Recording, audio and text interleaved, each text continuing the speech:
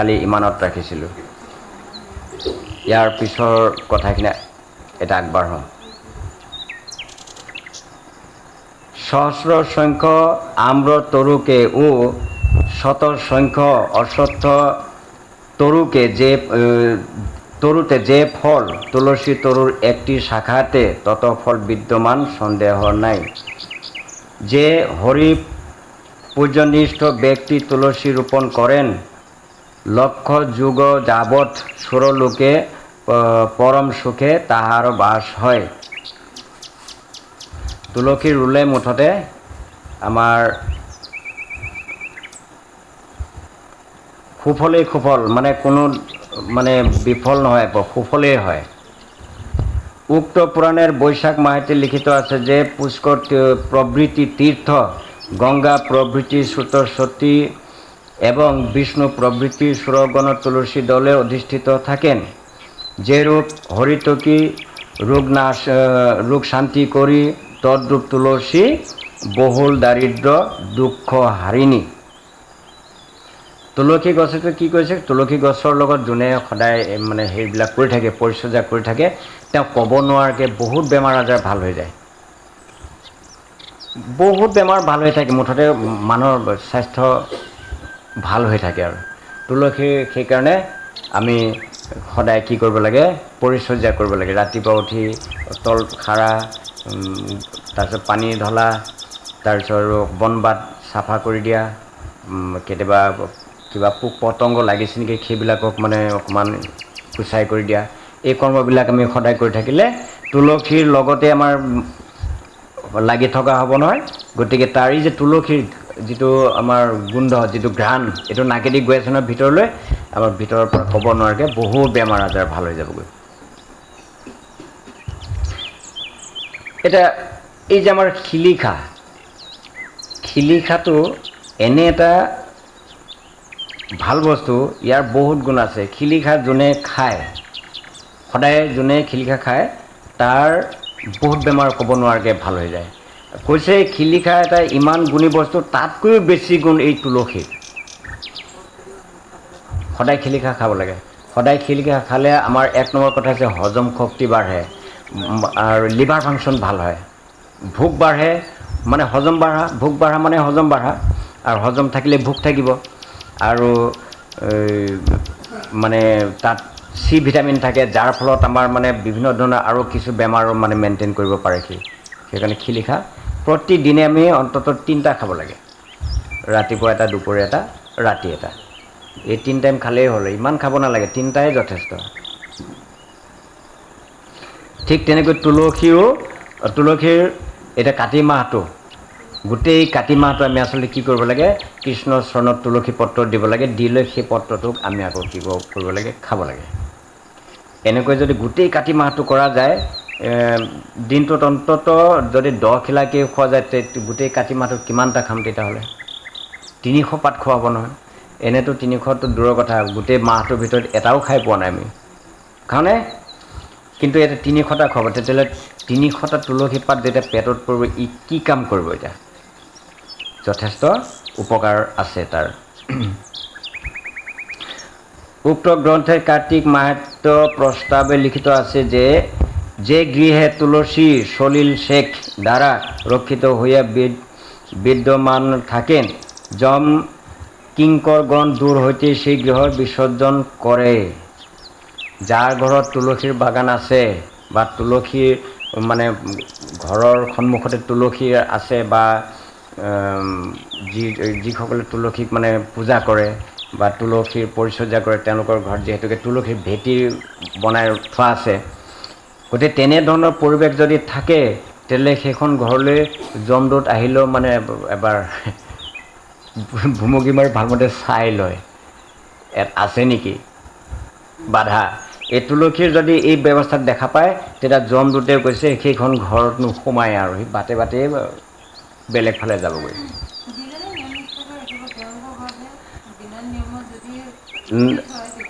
সেইটোতো কৈয়ে আছোঁ বাৰে বাৰে, মানে আমি পৰিচৰ্যা কৰিব লাগিব, তুলসীৰ নিয়ম নীতি পালন কৰিব লাগিব। খালি গছ ৰুই থ'লে নহ'ব, সেই ঘৰত তুলসীৰ সেৱা সৎকাৰ হ'ব লাগিব। নিয়ম নীতি থাকিব লাগিব। এতিয়া তুলসীৰ সেৱা কৰিবলৈ যাওঁতে আমি এটা সাৱধান হ'ব লাগিব। আমিতো এতিয়া কম বেছি পৰিমাণে চবেই আমিষ ভোজী। যদি আমিষ খাই লৈ আমি তুলসীৰ কৰ্ম কৰিবলৈ যাওঁ তেতিয়া কিন্তু নহ'ব। খোৱাৰ আগতেই কামটো কৰি ল'ব লাগিব।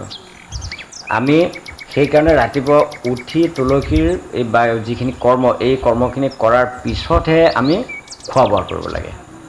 নহ'লে যদি এইবিলাক খালে পিঁয়াজ নহৰু মাছ মাংস কোনোবাই খাই দিলে, খাই লৈ পিছত গৈছে সেইটো কৰ্ম কৰিবলৈ, সেইটো নহ'ব, সেইটো বিফল। সেইটো তেনেকৈ নহ'ব। সেইকাৰণে খোৱা বোৱাৰ আগতেই তুলসীৰ মানে গা ধোৱা কৰ্মটো কৰিব লাগে, পানী ঢলা কৰ্মটো। তুলসীৰ সমন্বিত চলিল দ্বাৰা পিতৃতৰ্পণ কৰিলে অযুত বৰ্ষ পিতৃগণ পৰিতৃপ্ত থাকেন। যত্ন সহকাৰে বন্ধন দ্বাৰা তুলসীৰ পূজা কৰিলে হৰিৰ পূজা কৰা হয়, ইয়াতে সংশয় নাই। তুলসীকে বৃক্ষ বোধে অৱজ্ঞা কৰা অনুচিত। তুলসীক আমি দেৱী বুলি জ্ঞান কৰিব লাগিব। যদি গছ বুলি ভাবোঁ, এইটো তুলসী গছ, এইটো বন, কৈছে এইটো অনুচিত। তুলসী কিন্তু বন নহয়, তুলসী কিন্তু গছ নহয়, তুলসী হ'ল দেৱী, ভক্তি দেৱী। তুলসী সাক্ষাৎ বৈকুণ্ঠস্থ হৰিৰ দেহ স্বৰূপ। আমাৰ যে ভিতৰত আত্মা আছে, আত্মাৰ কি? আত্মাৰ য'ত থাকিব তাত এটা দেহ থাকিব লাগিব। আমাৰ দেহটো আছে, সেইকাৰণে ভিতৰত আত্মাটো আছে, আছেনে নাই? ঠিক তেনেকৈ তুলসী কৈছে ভগৱানৰ দেহ। তুলসী য'ত আছে ভগৱানো ত'ত আছে। তাৰমানে দেহ য'ত আছে আত্মাও ত'তেই আছে। আমাৰ কি আত্মাটো বাহিৰত ওলাই আছে নেকি? আত্মাটো দেহৰ ভিতৰতে আছে। গতিকে সেইকাৰণে কৈছে তুলসী হ'ল বৈকুণ্ঠৰ শ্ৰীহৰিৰ দেহস্বৰূপ। তুলসী গছ য'ত আছে ভগৱানো মানে ত'তেই আছে। গতিকে আমি তুলসী গছটো কিমান নিয়ম নীতিৰে যত্ন কৰিব লাগিব। ধৰাধামে যে ৰূপ শালগ্ৰাম শিলা স্বৰূপ হৰিৰ স্থাৱৰ দেহে নিৰীক্ষিত হয়, তদ্ৰূপ তুলসীৰো লক্ষ্মীৰ দেহ লোকহিতাৰ্থ তুলসীৰ ৰূপ লক্ষ্মী দেহ ধৰাতলে বিৰাজিত ৰহি আছে। এই দেহ স্পৰ্শন দৰ্শন ও ক্ষৰণ কৰিলে মহাপাপ বিদূৰিত হয়। এই তুলসীৰ গছৰ ৰক্ষণ,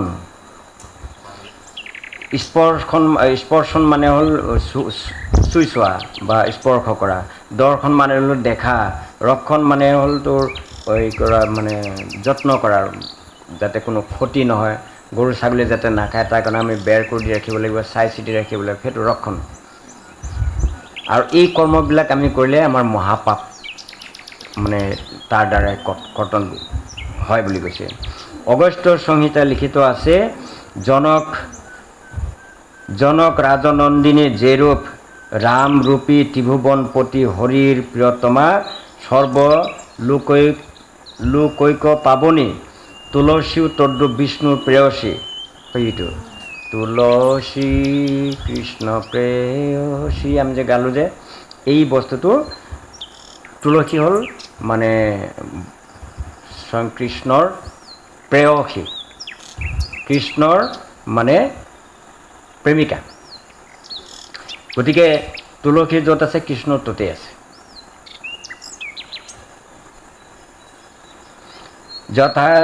যথাই স্থানে স্থানে নানা কুসুম ৰঞ্জিত তুলসী বাটিকা বিদ্যমান থাকে। শ্ৰী ৰাম জনক নন্দিনী সহ তথাই অধিষ্ঠিত থাকেন। ভগৱান কৃষ্ণই ৰাম, ৰামেই কৃষ্ণ, তাকে কৈছে সীতাসহ ৰাম মানে তাত বিৰাজ কৰে বুলি কৈছে। জাহ্নবীৰ চলিলে ন্যায় তুলসী কাননের চতুর্দিকস্থ ক্রুশ পরিমিত স্থল পবিত্র করিয়া নিরূপিত। হে তাপস প্রবর, তুলসী সন্নিধানে দেহ বিসর্জন করলে আর নরক যাতনা ভোগ করতে হয় না। এইবিলাকহে খবৰ। এইটো এটা বৰ ডাঙৰ খবৰ। যি মানুহ মৰিবলৈ ওলাইছে তাক যদি আমি ধৰি কৰি নি পেলাই, আমি যদি গম পাওঁ যে ই যাবই যাব, তাক নি পেলাই কৈছে কি তুলসীৰ য'ত আছে তুলসী তলত ৰাখিব লাগে। তুলসী তলত সি মহাপাপী হ'লেও তাৰ উদ্ধাৰ আছে।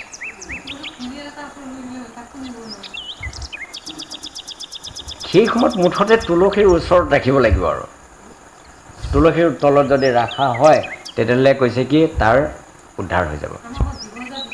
কিন্তু এতিয়া আমি নিম কেতিয়া যে মৰি যোৱাৰ পিছতহে, আগতেই মানে যায় যায় অৱস্থাই তেতিয়া দিবগৈ লাগিব। আচ্ছা আমি এতিয়া কেনেকৈ গম পাম ই যাব এতিয়া? কাৰণ যায় যায় যায় বুলি কওঁতে তাৰপিছত আকৌ বাচি গৈ আৰু এসপ্তাহ 10 দিন থাকিয়ে যায়।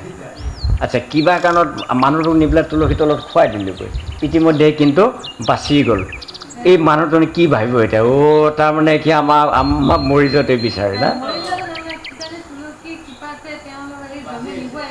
নহয় আমি বুজিম কোনটো এতিয়া? তাৰমানে তহঁতে মৰি যোৱাতে মোক বিচাৰ, মই মৰাই নাই, মোক নি পেলাই তুলসী তলত উলিয়াই থৈ দিলিয়েই তহঁতে। সেইটো ডাঙৰ কথা হ'ব নহয় তেতিয়া।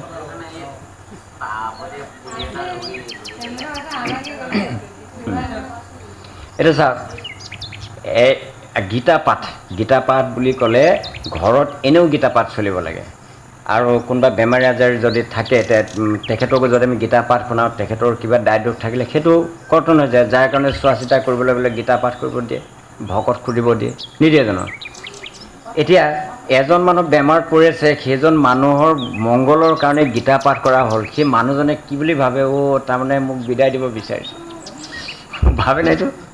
এইটো ভুল। বিদায় নহয়, তোমাৰ যদি যাবলগীয়া দিন আছে তুমিতো যাবাই, কিন্তু মংগল হ'ব। আৰু যদি যাবলগীয়া দিন নাই, তোমাৰ যদি দুৰ্ভোগ ভোগা হৈ আছে তেতিয়াহ'লে দুৰ্ভোগটো কাটা যাব। কিন্তু আমাৰ মানুহে ভাবিব কোনটো? তাৰমানে সিহঁতে এনেকৈ পৰি থকাটো বিচৰা নাই, মানে মোক পঠিওৱাটোৱে বিচাৰিছে। এনেকুৱা ভুল বুজাবুজি হ'ব পাৰে।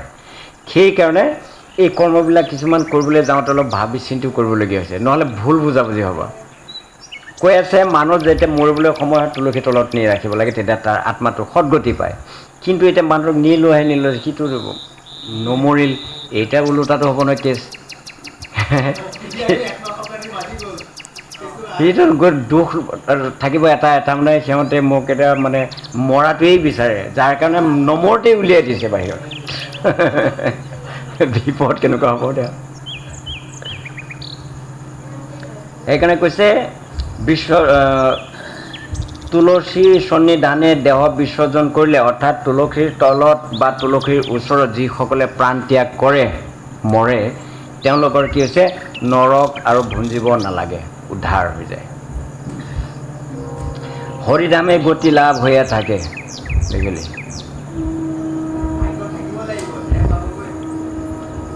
তেতিয়াহ'লে তুলসীৰ তলত যদি আমি মৰিবলগীয়া হয়, আমি কেনেকৈ মৰিম এতিয়া? মানে এই যিবিলাকে কেলৈ কৈছে তেওঁলোকে সদায় তুলসী তলত শুই থকাই ভাল।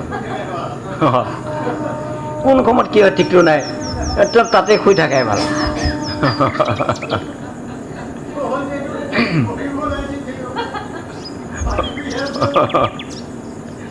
নহ'লেতো সুবিধাটো নাপাম। ৰাতি 2টা বজাত গ'লগৈ, কোনেতো গমেই নাপালে, তেতিয়াহ'লে তাত নিয়া নহ'বই।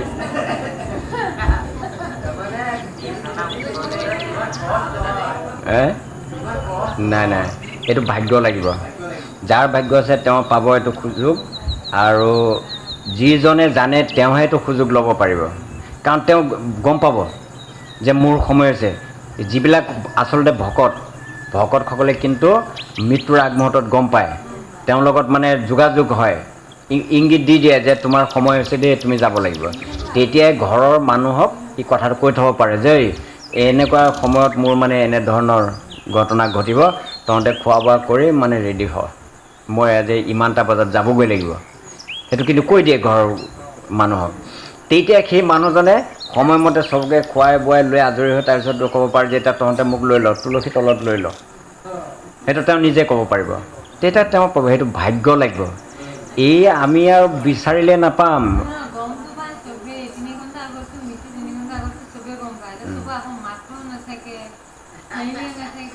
চবেই মৃত্যু হ'ব বুলি গম পায়, কিন্তু যিটো স্মৃতি নাথাকে ন।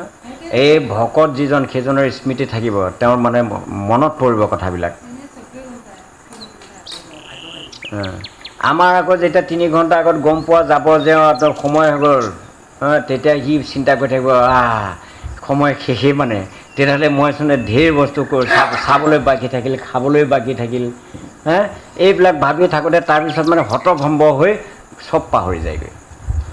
কিন্তু যিসকল প্ৰকৃত ভকত তেওঁলোকে কিন্তু সেই সময়ত ঘৰৰ গোটেই মানুহৰ লগত কথা বতৰা পাতি পাৰিলে ক'ব বোলে তোমালোকে এটা কাম কৰা, ভকত বৈষ্ণৱ মাতি আনা, অলপ নাম কীৰ্তন শুনিব মন গৈছে, সেইটো কৰাই লৈ যেতিয়া সেই কৰ্মটো হ'ব সেইটো সদগতি হ'ব। কিন্তু আৰু আমি যদি আৰু মায়ো বোপায়ো আয়ো এইবিলাক চিঞৰ বাখৰ কৰি দিলে আৰু সেইটো আৰু মানে সুবিধা নাপাম।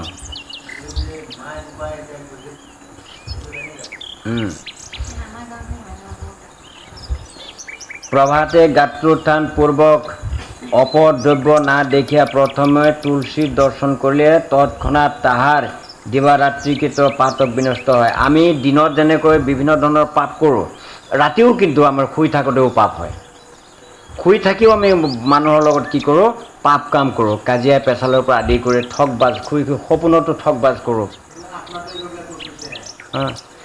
অখাদ্য খোৱা হয়, অপকৰ্ম কৰা হয়, এইবিলাক সপোনত, সেইটো এক প্ৰকাৰ পাপ। আত্মাটোৱে সপোনত এইবিলাক যে আমি দেখিলোঁ যে এইবিলাক আত্মাটোৱে কৰি মানে সেই ৰাতি সপোনতো বা টোপনি যোৱাৰ সময়তো পাপ কাম কৰা হৈছে। তাকে কৈছে ৰাতিপুৱা উঠি আমি টোপনিৰ পৰা সাৰ পোৱাৰ পিছতে আমি অন্য বস্তু দৰ্শন নকৰি ডাইৰেক্ট গৈ তুলসীক দৰ্শন কৰিব লাগে। তুলসীক যদি দৰ্শন কৰোঁ তেতিয়াহ'লে আমাৰ সেই পাপটো কাটা যায়গৈ। আজি এজন মানুহ উপবাসী আছে, উপবাসী থাকি ৰাতি শুই থাকিলে, শুই যদি সি ভাত পানী খাই দিলে তেতিয়াহ'লে তাৰ উপবাস শেষ। সপোনতে খাই দিলে সি, তাৰ ব্ৰত ভংগ হৈ গ'ল। সপোনতো ভংগ হ'ব পাৰে। গতিকে মানে সপোনতে হওক দিঠকতেই হওক আমি যিবিলাক পাপ কাম কৰিলোঁ গোটেই ৰাতি মানে শুই টোপনি মাৰি তাৰপিছত পিছদিনাখন যেতিয়া মানে সাৰ পাম গৈ পোনছাতেই কিন্তু কি কৰিব লাগিব, তুলসীক দৰ্শন কৰিব লাগিব। তুলসী চাই দিলেই আমাৰ সেই পাপটো খণ্ডন হৈ যায়। তাকে কৈ আছে। তেতিয়াহ'লে তুলসীজোপা আমি ক'ত ৰুব লাগিব এতিয়া? গোহালি ঘৰৰ পিছফালে নে কি? ক'ত ৰুব লাগিব? ঘৰৰ পিছফালে নাই, আমি সদায় ৰুব লাগিব আমাৰ দৰজাৰ পোনে পোনে সন্মুখতে, যাতে ওলাই দৰজা খুলিয়েই মানে তুলসীক দেখা পাওঁ। গৰুৰ পুৰাণে লিখিত আছে, হে মহাভাগ বৈনতেয় তুলসী কানন ৰোপণ কৰিলে জীৱকুলকে মুক্তি প্ৰদান কৰা হয়। হে বিহগবৰ, আমি সত্যই বলিতেছি, বিশুদ্ধ উপবনে বনে অথবা গৃহে তুলসী ৰোপণ কৰিলে সৰ্বলোক স্থাপিত হয়। মুহূৰ্ত মাত্ৰ তুলসী কাননে বিশ্ৰাম কৰিলে কোটি জন্ম সঞ্চিত পৰা বিমোচন হয়, সন্দেহ নাই। বাপৰি, আৰু এটা সাংঘাতিক কথা কৈছে। আমি এটা য'তে ত'তে বহি আড্ডা মাৰি থাকোঁ ন, এই এনেকুৱা সময় যদি এঠাইত আড্ডা মাৰিবলৈ গ'লে আমাৰ মিনিমাম আধা ঘণ্টা, 1 ঘণ্টা, 2 ঘণ্টা, 3 ঘণ্টাও হৈ যায়। বেছি নহয়, কিছু সময় যদি আমি তুলসীৰ মানে যিটো বাগিচাৰ মাজত যদি এনেও গৈ পেলাই বহি অলপ মানে কিছু সময় অপেক্ষা কৰোঁ, কৈছে এই যে কিছু সময় যে তুলসীৰ মাজত বহি থকা হ'ল, এই কিছু সময়ৰ ভিতৰতে তোৰ যথেষ্ট পাপ খণ্ডন হ'ব বুলি কৈছে। তেতিয়াহ'লে এইটো বৰ সাংঘাতিক বস্তু আছে। তেতিয়াহ'লে তুলসীৰ কিমান গুৰুত্ব আছে, যিবিলাক কথা আমি কোনোদিনো শুনাই নাছিলোঁ। সেইকাৰণে কৈছে, এই কথাটো কৈছে কি, আমি সত্যই বলিতেছি, বিশুদ্ধ উপবনে অথবা গৃহে তুলসী ৰোপণ কৰিলে সৰ্বলোক স্থাপিত কৰা হয়। মুহূৰ্ত মাত্ৰ তুলসী কাননে মানে তুলসীৰ বাগানত বিশ্ৰাম কৰিলে কোটি জন্ম সঞ্চিত পাপ বিমোচিত হয়, সন্দেহ নাই। তুলসী বাগানত বহি থাকিলেও উপকাৰ আছে, দৰ্জা মুখত দিলে উপকাৰ আছে, কিন্তু অপকাৰো আছে। এইটো সাৱধান, মই কৈ দিওঁ কথাটো। এইটো উপকাৰটো ক'ত? ৰাতিপুৱা উঠি তুলসীৰ দৰ্শন হ'ল, আৰু তুলসীৰ পৰা গোটেই মানে তুলসীৰ যিটো বিশুদ্ধ বতাহ সেইটো ঘৰৰ ভিতৰলৈকে সোমাই বেমাৰ আজাৰ কমি থাকিব। চব পৰিয়ালৰ চব মানুহৰে বেমাৰ আজাৰ কমি থাকিব। কিন্তু এতিয়াতো অপৰাধ কোনখিনিত হয়? এই তুলসী গছটোৰ দৰ্জাৰ মুখত দিয়াৰ পিছত হ'ব কি, ছাঁ পৰিব নহয়। যদি ছাঁটো গছকা হ'ল সেইটো অপৰাধ হ'ব। তাৰপিছত আৰু এটা কথা আছে, মই যে কৈছিলোঁ কঁকালৰ ওপৰত থাকিব লাগে বুলি, ভেটিটোত কঁকালৰ ওপৰত তুলসী থাকিব লাগে। ইয়াৰ অৰ্থটো কি, মাইকী মানুহে খোজকাঢ়ি যাওঁতে সদায় মেখেলা অঠালি পঠালি হয়, গছৰ ঠানিয়ে পাতে যদি মেখেলা লাগি গ'ল অপৰাধ লাগিব। সেইকাৰণে ওখ হ'ব লাগিব, যাতে এই কৰ্মটো কৰোঁতে যাতে অহা যোৱা কৰোঁতে যাতে সেই অসুবিধাটো নহয়। তাৰ উপৰিও আৰু অসুবিধা আছে। আমি যিহেতু আমি খোৱা মানুহ, মাছ মাংস খাই লৈ আমি ঘূৰি ফুৰিছোঁ। মাছ মাংস খাই গৈ গছডালত স্পৰ্শ যদি কৰিলোঁ, কিবা কাৰণত লাগি গ'ল, সেইটোতো অপৰাধ আছে। গতিকে ঘৰৰ মানে একে দৰ্জা মুখত নুৰুই অকণমান দূৰত দিয়াটো উচিত। ঘৰৰ দৰ্জাৰ পৰা অলপ দূৰত দিব লাগিব আৰু বেৰি কৰি দিব লাগিব, যাতে তাত কোনোমতে মানে অযথা যাতে স্পৰ্শ নহয়। বেৰখন দি ৰাখিব লাগিব, তাত যাতে গ'লেও সেই বেৰখনেই মানে দূৰত ৰাখিব তুলসীক। কাৰণ এইখিনি তুলসী হ'লে বেৰটো এইখিনি দিবি, তে ইয়াত দিয়া মানে তইতো তুলসীৰ লগতো সম্পৰ্ক নহ'লেই, গুণটো পাই থাকিবি, কিন্তু এই যে আমাৰ যিটো টাচ স্পৰ্শ এইটো কিন্তু নহ'ব। সেইটো কাৰণে অকণমান দূৰত ৰাখিব লাগে। আৰু সদায় এই কঁকালৰ ওপৰলৈকে মানে ভেটি দি তাৰ ওপৰত দিব লাগে, তেতিয়া মানে কোনো ভয়েই নাই, নিশ্চিন্ত আৰু। তাৰপিছত কি কৈছে, প্ৰত্যহ সহস্ৰ নাম পাঠ পূৰ্বক তুলসী বন প্ৰদক্ষিণ কৰিলে অযুত যজ্ঞৰ ফল লাভ কৰা হৈয়ে থাকে। সদায় যদি আমি তুলসীত ৰাতিপুৱা পানী ঢালি লৈ যদি আমি প্ৰদক্ষিণ কৰোঁ, নাম গাই হৰে কৃষ্ণ নাম গাই যদি আমি প্ৰদক্ষিণ কৰোঁ, তেতিয়াহ'লে কি কৈছে, যথেষ্ট সংখ্যক পাপ আমাৰ অট'মেটিক কৰ্তন যায়, মানে খণ্ডন হৈ যায়। হৰি ভক্তি সুধোদয়ে লিখিত আছে, যদি কোনো ধন্য পুরুষ একটি অখণ্ড তুলসীপত্র আমাকে অর্পণ করেন, হরি নিরন্তর এই অভিলাষে তুলসী কানন সন্নিধানে অধিষ্ঠিত থাকেন। আচ্ছা, আজি এটা পোৱালি আহিলে আপোনাৰ ঘৰলৈ, পোৱালিটোক আপুনি বিস্কুট এটা খাবলৈ দিলে, সি ভাল পাব নে বেয়া পাব? ভাল পাব। তে ভালটো পালেই তাৰ মনত আৰু এটা এতিয়া বাসনা সোমাইছে যে কালিও আহিব লাগিব এপাক। তে কালিও আহিলে, কালিও দিলে, এতিয়া সি ভাবিলে ইয়াত আহিলে তুমি এইটো বস্তু দিয়েই থাকে, গতিকে সি সদায় আহিব, সেই টাইমত সদায় আহিব একে টাইমত। তাৰপিছত যেতিয়া দেখিলে যে সদায় মোক দিয়ে থকা হ'ল, তাৰপিছত বেয়া টাইমতো আহিব সি। এতিয়া আগত আছিলে ৰাতিপুৱা, এতিয়া দুপৰীয়াও আহিব। তাৰপিছত যেতিয়া দুপৰীয়াও যেতিয়া দিয়া হ'ল, এতিয়া ভাটিবেলাও আহিব সি। তাৰপিছত দিনে 3 বাৰ দিব লাগিব তাক। এই ভগৱানৰ কথা কৈছে যে যিজন ভকতে তুলসী পত্ৰ ভগৱানৰ চৰণত দিয়ে, এই তুলসী পত্ৰটো পোৱাৰ ফলত ভগৱানৰ অন্তৰত মানে এটা এনেকুৱা এটা আশা জাগে যে ইয়াৰ তালৈ কালিও আহিব লাগিব। আজি দিছে যেতিয়া কালিও দিব, গতিকে কালিও মানে সি আহি তাত হাজিৰ হ'ব। কালিও দিলে, তাৰপিছত পৰহি হ'ব, এনেকৈ কৰোঁতে কৰোঁতে নিয়ম হৈ যাব। তেওঁ সদায় কিন্তু তুলসী পাতৰ আশাতে ৰৈ থাকিব আহি। সেইকণ প্ৰসাদ, এই এখিলা তুলসী পত্ৰ, তেওঁ গছৰ পৰা তুলি খাব নোৱাৰে নেকি? নাই, সেই তোলাটো নহয়, ভকতে দিয়াটোহে লাগে। এই ভকতৰ এখিলা তুলসী পাতৰ আশাতে তেওঁ সদায় সেই সময়ত আহি অপেক্ষা কৰে আৰু দিবও লাগিব। এই এবাৰ দিয়াৰ পিছত তেওঁ ভাবিলে যে এতিয়া সদায় যিহেতু দিছে, এতিয়া আৰু বেলেগ সময়তো দিয়াহেঁতেন। তাৰপিছত দুপৰীয়াও বিচাৰিব, তাৰপিছত ভাটিবেলাও বিচাৰিব, তাৰপিছত 3 বেলাই তুলসী পাত খুৱাব লাগিব। তেতিয়াহ'লে আমাৰ লোকচান কোনখিনিত হ'ল? লোকচানটো একোৱে নাই। তুলসী পাত কিনোতে কি আমাৰ পইচা লাগিছে নেকি? নাই লাগা নহয়। গতিকে ঘৰত খালি আমি ৰুই ল'লোঁ, ৰুই লৈ তুলসী সেৱাও কৰিলোঁ, তুলসীৰ দ্বাৰাও আমি কিছু পাপ খণ্ডালোঁ, আৰু স্বয়ং যিজনে উদ্ধাৰ কৰিব সেইজন আহি আপোনাৰ ঘৰতে মানে ঘূৰি আছে। তেতিয়াহ'লে যি ঘৰত কৃষ্ণ আছে, তুলসী আছে, সেই ঘৰত কি জম আহিব নেকি? নাহে। স্বয়ং তেওঁৱেই পঠিয়াব, নিয়াৰ দিনাখন দূত পঠিয়াব, যা মোৰ ভকতক লৈ আহ, নাম গুণ গাই নিবলৈ আহিব। আৰু নহ'লে আমি যদি এইবিলাক নকৰোঁ, তেতিয়াহ'লে কিন্তু এই শিং থাকাটোক পঠিয়াব লাখুটি দি পেলাই, যা কোবাই কিলাই লৈ আহ, ইয়াক চেপ এটা বনা, ইয়াক মানে কুকীৰ্তি কৰি ফুৰে, মোৰ নাম নলয়, ইয়াৰ মুখত বেজি দিছিলা, এতিয়া মাত যাতে মাতিব নোৱাৰে। সেইকাৰণে মৃত্যুৰ সময়ত মাতেই নলয় মুখেদি, চিলোৱা হৈ গ'ল ইতিমধ্যে মানে। বৃহৎ নাৰদীয় পুৰাণে গংগা মাহাত্ম্য প্ৰস্তাৱে লিখিত আছে যে প্ৰসিদ্ধি আছে যে গংগা নাম কীৰ্তন দ্বাৰা ভৱপাপ বিদূৰিত হয় এবং তুলসী ও শ্ৰীহৰিৰ গুণকীৰ্তনকাৰীৰ প্ৰতি ভক্তি প্ৰদৰ্শন কৰিলেও উক্ত ফল প্ৰাপ্ত হওয়া যায়। মাহাত্ম্য কিমান! যিজনে সদায় তুলসীৰ সেৱা কৰে সেইজনকতো ভগৱানে মানে ভাল পায়ে, এতিয়া কৈ তাকতো ভগৱানে উদ্ধাৰ কৰিবই।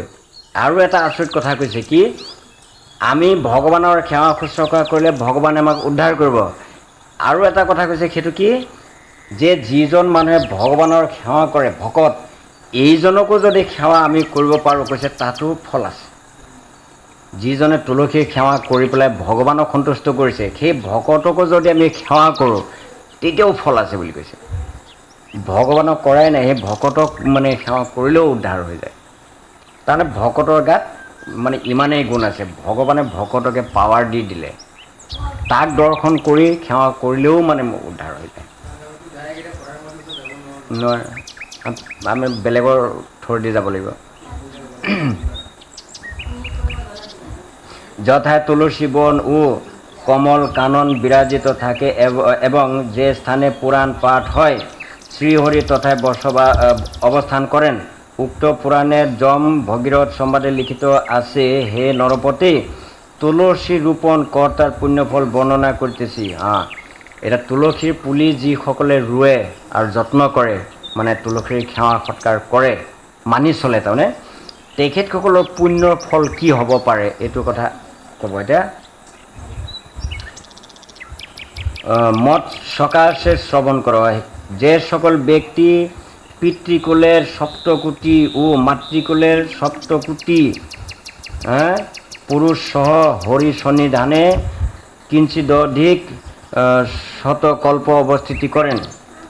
যিজন মানুহে আজন্ম অৰ্থাৎ তেওঁ গোটেই জন্মটোৱেই তুলসীৰ সেৱা কৰিলে, তুলসীৰ সেৱা কৰাৰ ফলত তেওঁৰ যিটো পুণ্য অৰ্জন হৈছে, এই পুণ্য অৰ্জনৰ ফলত মাতৃকুলৰ সপ্তকোটি, পিতৃকুলৰ সপ্তকোটি, মানে অৰ্থাৎ সপ্তকোটি পুৰুষ উদ্ধাৰ হৈ যায়। এটা দুটা নে, মানে চবকেই উদ্ধাৰ কৰি পেলাই মুঠতে কি।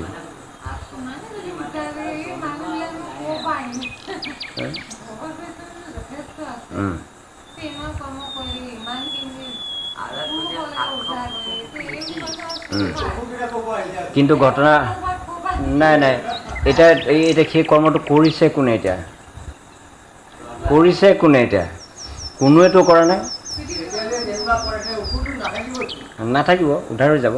কিন্তু এতিয়া ঘটনা হৈছে কৰিছে নেকি? নিজৰ নিজৰ বংশতে আমি বিচাৰ কৰি চালোঁ যে আমাৰ বংশত ভকত এনেকুৱা আছে নেকি? বোলে নাই। তাৰ আছে নেকি? বোলে নাই। তেতিয়াহ'লেতো উদ্ধাৰ কেনেকৈ হ'ব? তেতিয়াতো সংখ্যা বাঢ়িবই।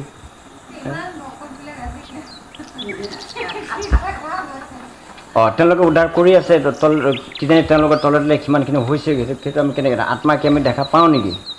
আত্মাটো দেখা নাপাওঁ, হৈছেই। তাৰ প্ৰমাণটো আছে, প্ৰহ্লাদেতো উদ্ধাৰ কৰিছেই, প্ৰহ্লাদতো দেখুৱাইছে, ধ্ৰুৱই দেখুৱাইছে। তুলসী তৰুৰ মূল দেশ হয়তো যত তৃণ উৎপাদন পূর্বক নিক্ষিপ্ত করা যায় তত ব্রহ্ম হত্যা পাপ বিদূরিত হইয়া থাকে, সংশয় নাই।